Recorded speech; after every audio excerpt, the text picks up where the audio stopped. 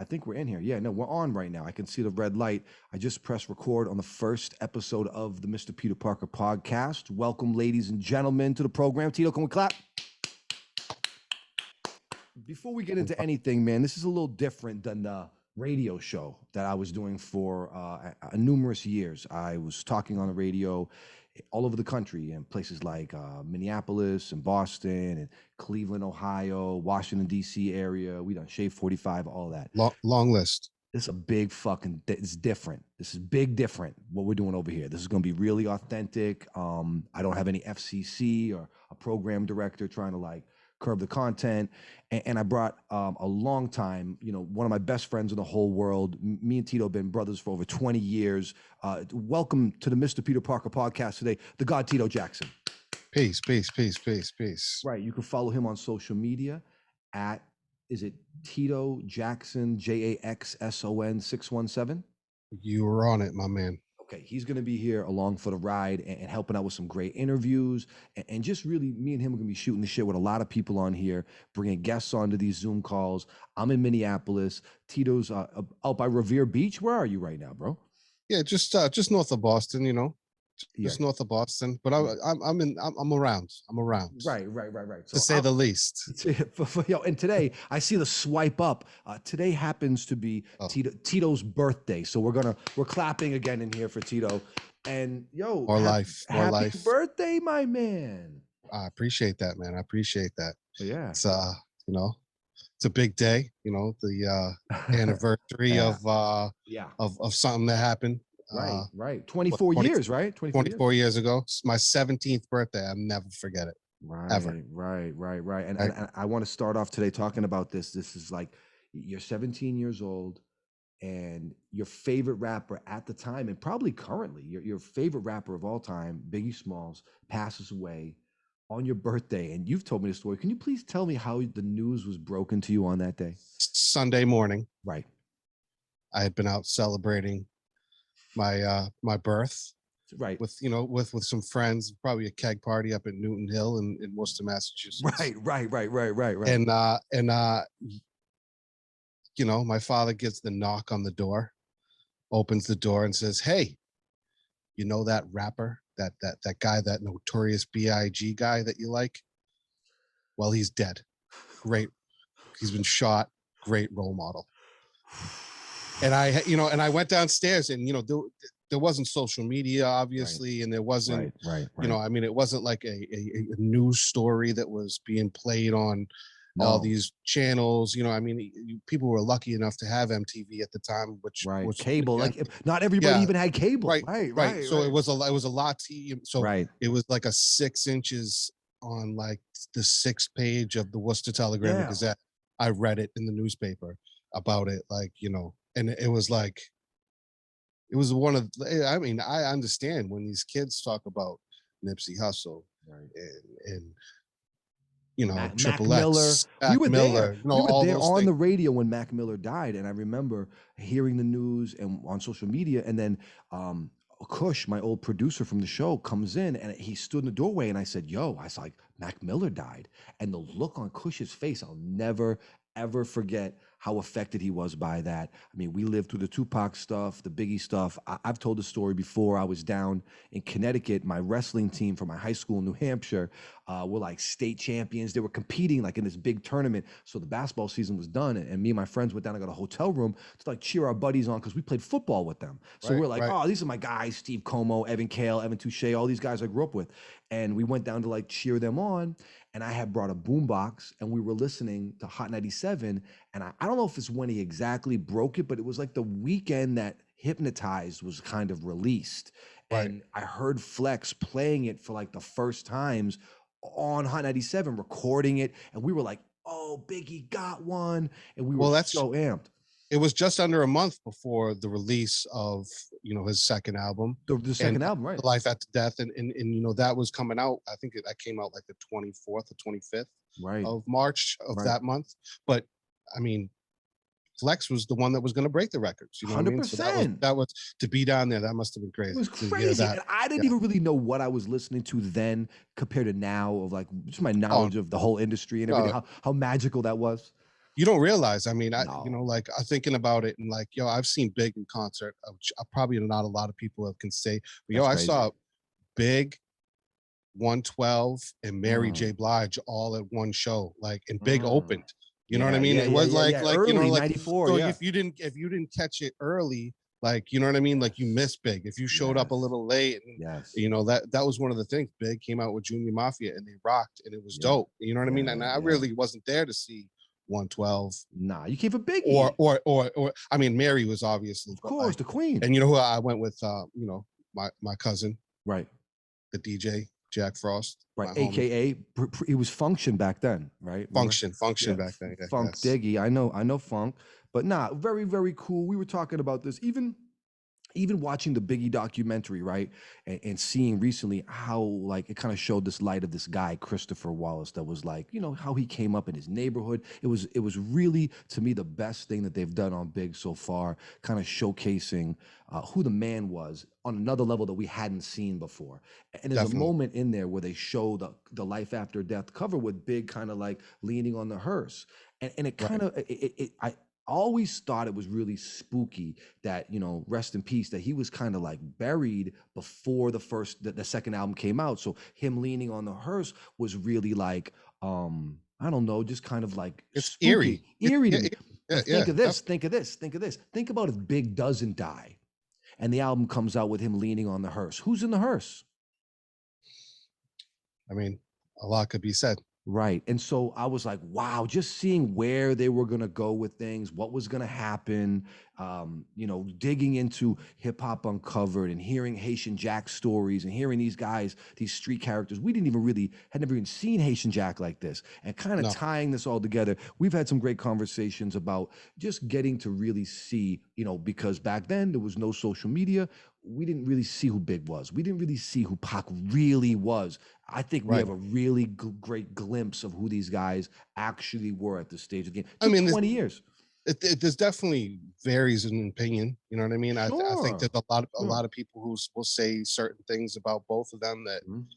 are, kind of crazy. Disparaging information on Yeah, I either mean, yeah, side. Yeah. yeah. I mean, and it's like the debate that everybody has. Who's your favorite, Pac or Big, and like, you know what Right, I mean? Like, right, and like, right. I mean, we have plenty of conversations with college buddies that where shit gets talked. You know what I Well, mean? okay, check it out. Now, I will tell you like this. I watched Juice the other day for like the first time in a long time.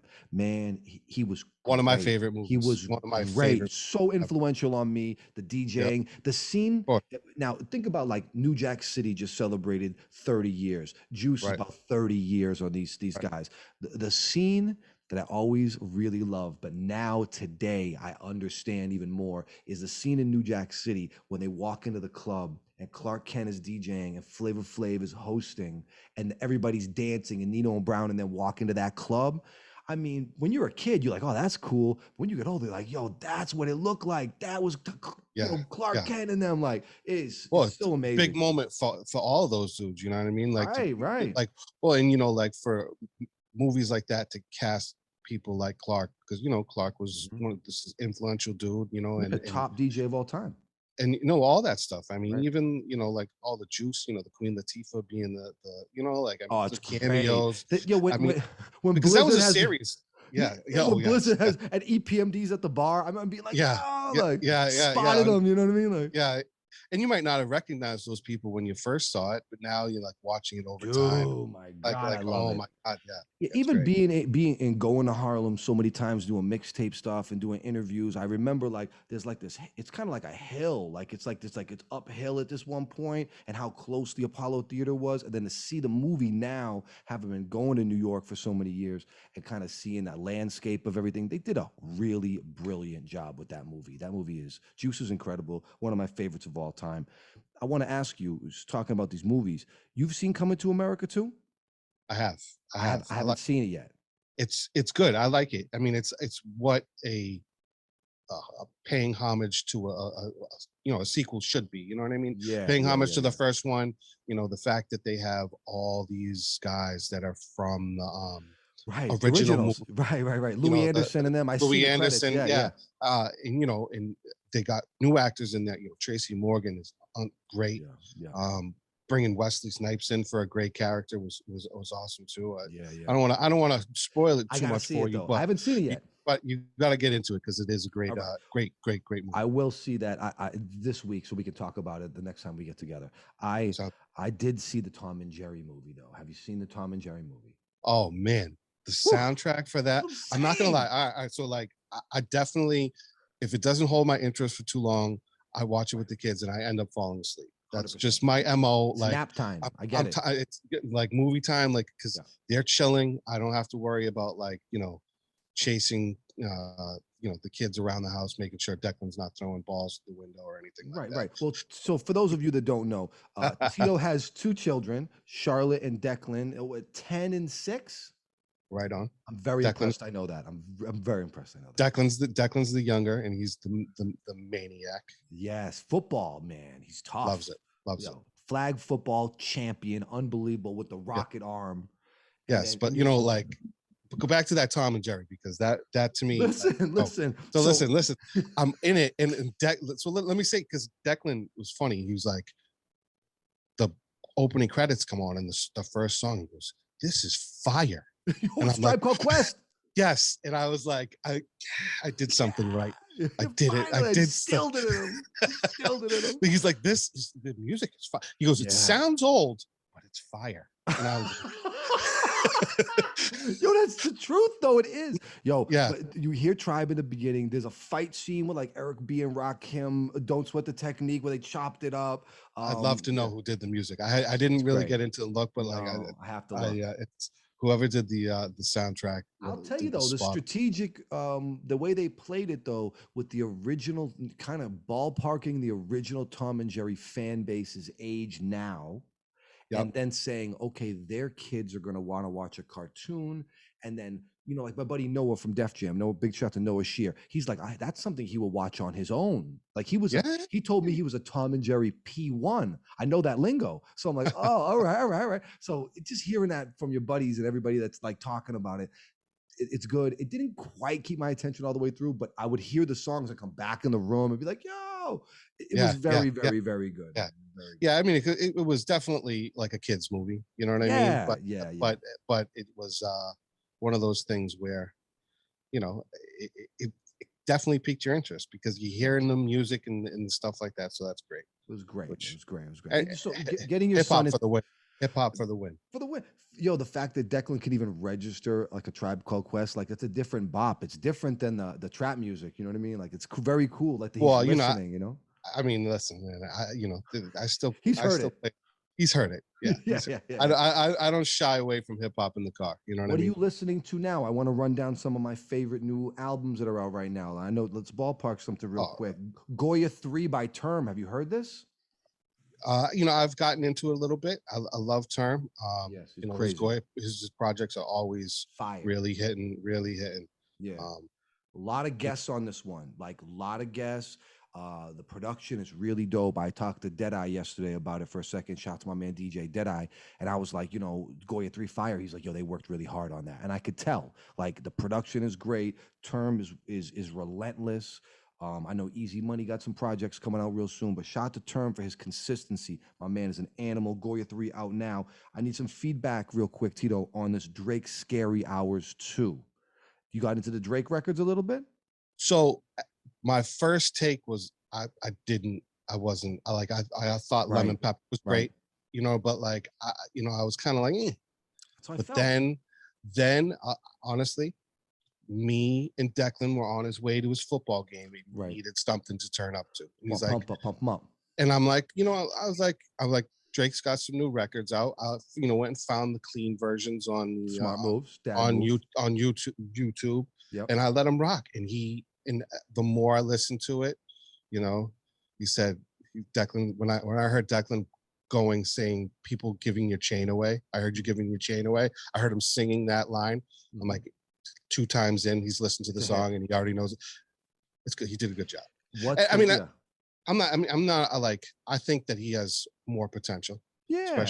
Especially after the flop of the album we had last time, to be honest. But Scorpion Bricks, way before Aubrey's double disc. Yeah, I know it is. Right. I heard the bars. So but I want to pull up my phone just so I get the names and everything right. But the nah, it's good. It's the same thing with me. It kind of grows on you. The what's next?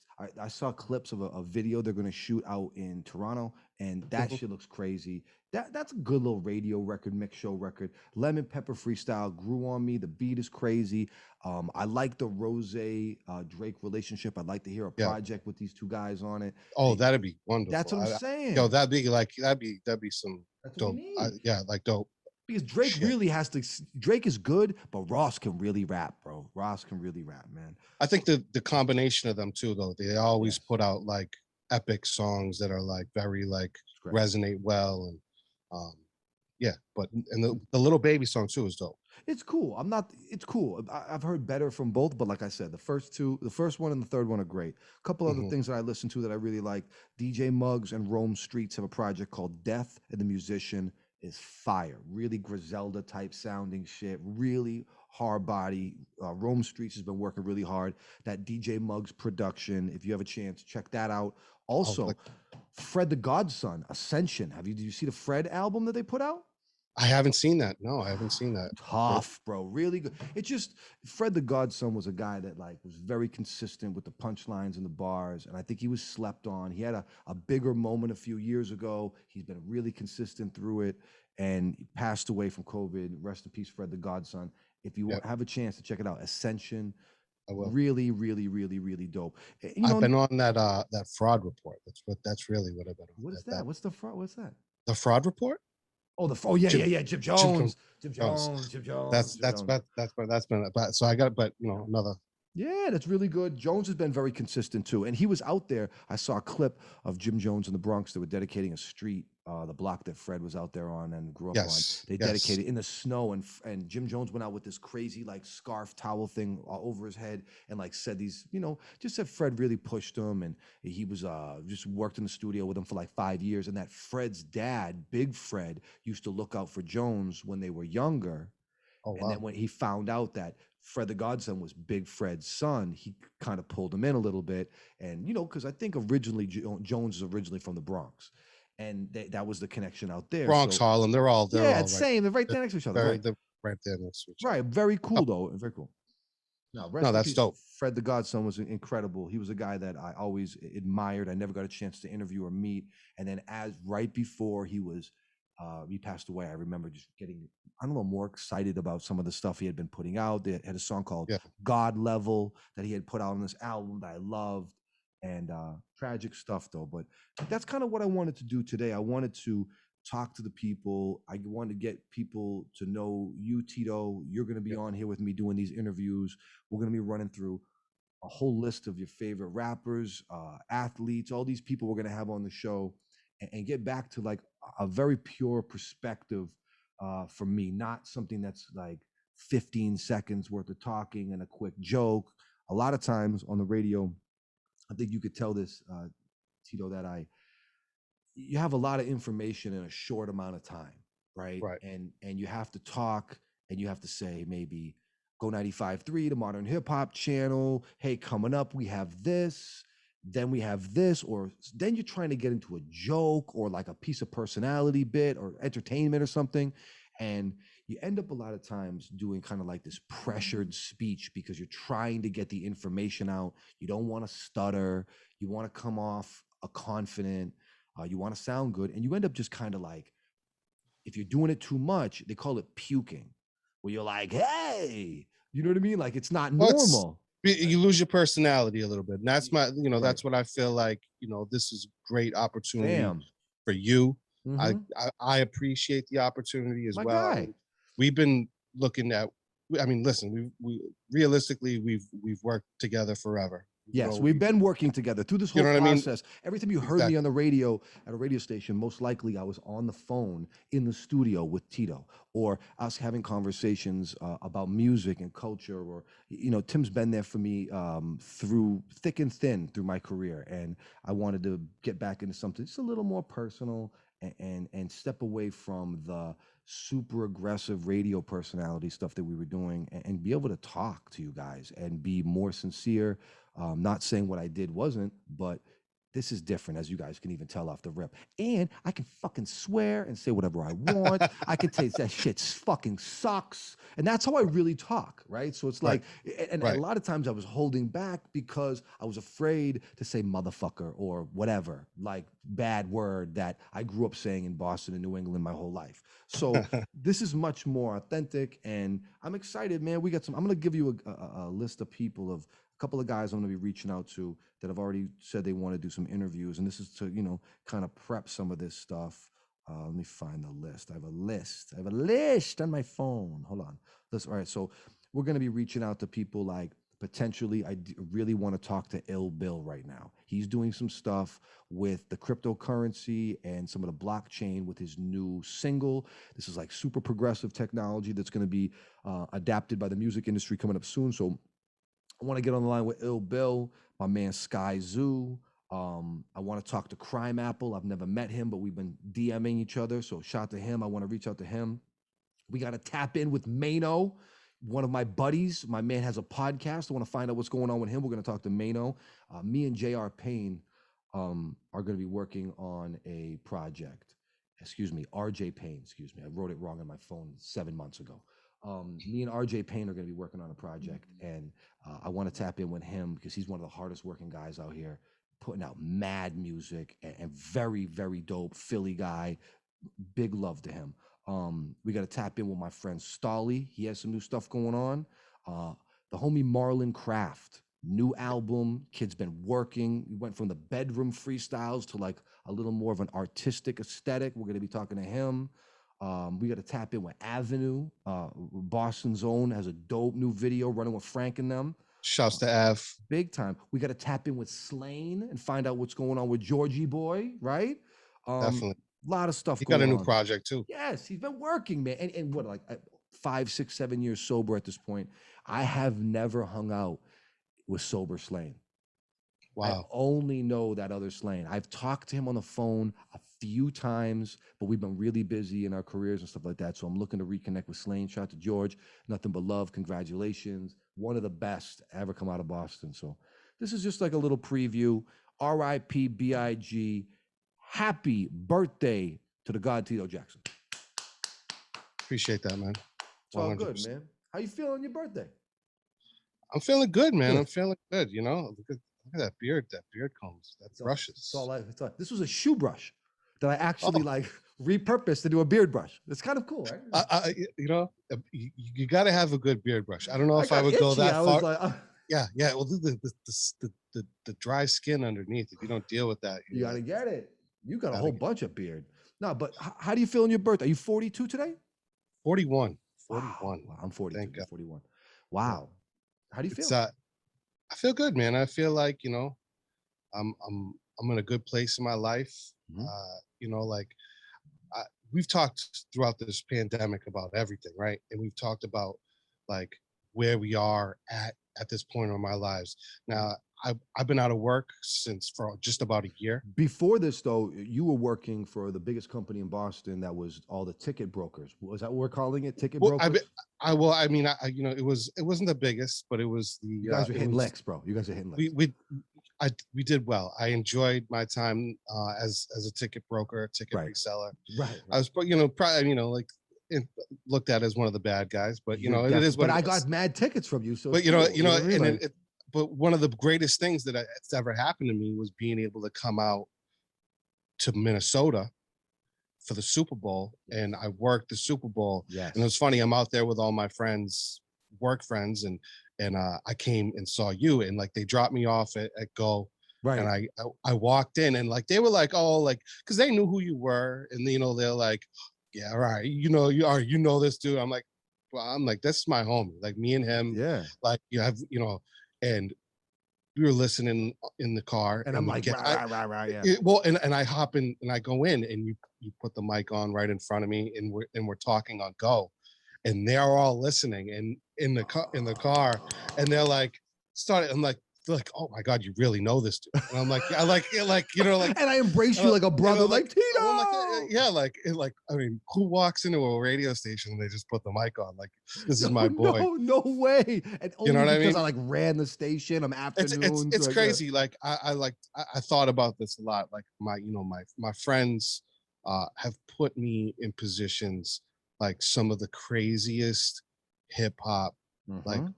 stories. Like, you know Yo, what I no, mean? no, Like, but like for people I that don't don't even know, want to. I don't even want to talk about. I'm gonna say. I'll say this. I've been in more DJ booths than most DJs. 100%. So, Okay, like, you know, with me or Jack. Jack is one of, if people don't know, DJ Jack Frost, Boston area, Worcester. we're gonna get him on here too, Yeah, because he'll be here to that talk his. 100%. He's Yes. an animal, but he one of the best DJs in the area, was an inspiration of mine to really get active. And so Tim's cousin is Frost, and then me and Tim are best friends. So it's Peter Parker, and you're in the mix, G. You've been in the mix. Listen. I've been in the booth with Bismarck, me, Mhm. Jack, and Bismarck, like in like '99. You know what I You're mean? holding Like, the camera in my Wiz Khalifa interview with the Middle East. I held the camera for did the interview, Yeah. for Wiz, So we've been and busy, man. We've been you know, working. like, you know, there's countless stories that Right. we will get to at this Course, point, all but of it. like, you're looking at me like, and I'm, explaining like, hey, this is me. I've done this a long time. I know a Right, lot right, right, about right. hip hop. I've been Dude, there. I bet, like, I mean, I can tell you how many times did I call you about Asher Roth you put me on before? to Asher Roth. Right. So I said, 100%. and that was probably one of your most successful Check it out. mixtapes. Check it out. Check it out. Asher Roth's Day Off. You called me about Asher Roth because you heard him on, I think, Shade 45 or something. You heard him on a mix show or something. You heard him on the radio. His Don Cannon mixtape. That's what it was. The greenhouse effect. So you Exactly. heard the mixtape and you're like, this is the kid. This is the kid. So you send me the stuff. You gave it to me on like a Thursday. I had Scooter Braun on the phone on Monday. And I'm trying to be good to them. I'm talking over here. I had a little adventure. I'm in my house with my family, so I'm not going to go crazy. I won't do it, Tim. I won't do it. Excuse me. But listen, I had a little adventure with the music. And I told them, I was like, yo, son, I'm out hanging out in Wendy's parking lots, kicking it, listening to your music. And like, we're dying laughing. Like, right. And I ended up, think of this though. Think of this full circle. You put me on to them.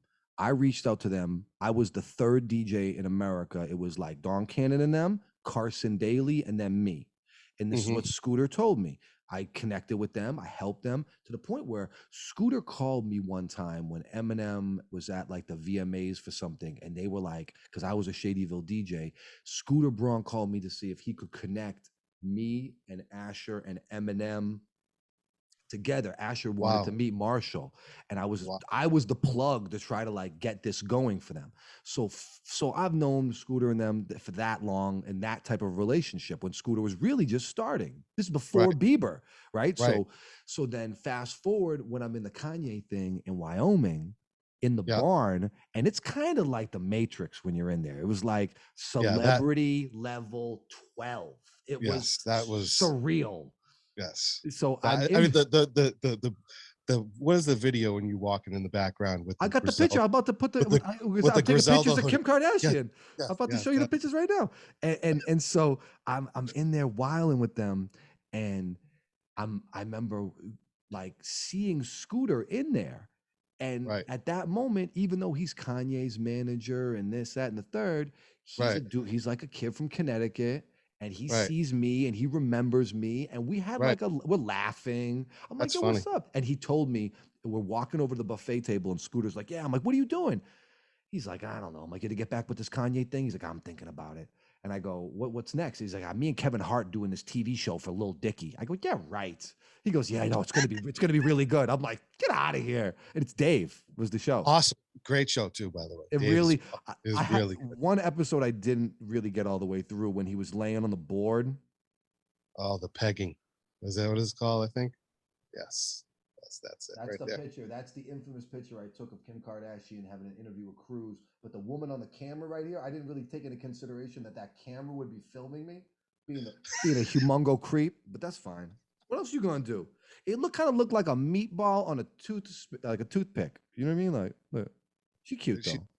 she's free now. I heard. Little. She's little, bro. Like these people you think are big. Chris Rock is really short and like thin, and like Kim Kardashian was like this big, dog. Like really, really, really small. Like, but nah, this is the type of shit we're gonna be doing over here. Got my boy with me, the God Tito Jaxson. It's the Mr. Peter Parker Show podcast. Tentatively, that's what we're gonna call it. I don't have any advertising material yet. I have no fancy borders or nothing, but all of that's gonna come. Merchandising and the whole 9 yards. We're gonna do it to it. It's gonna be Right. something that I hope everybody enjoys, and Mhm. hopefully get a side of you that they've never seen before, and Right. some great interviews and everything, man. I'm looking forward to it. Yeah, we're gonna have a lot of fun with it, man. So follow my man at Tito Jaxson 617 at Mr. Peter Parker. And we'll keep it moving like that. Episode 1 in the can. That was easy, right? That was easy. Super easy, bro. Yes. Thank you. Zeke. Big shout to Zeke on the editing, man. Zeke's gonna be helping us out. And A freak. he's Yo, the best. He's the bro, best. but this, we can do this, bro. Hey, we got This it. We got this is it. like, yo, so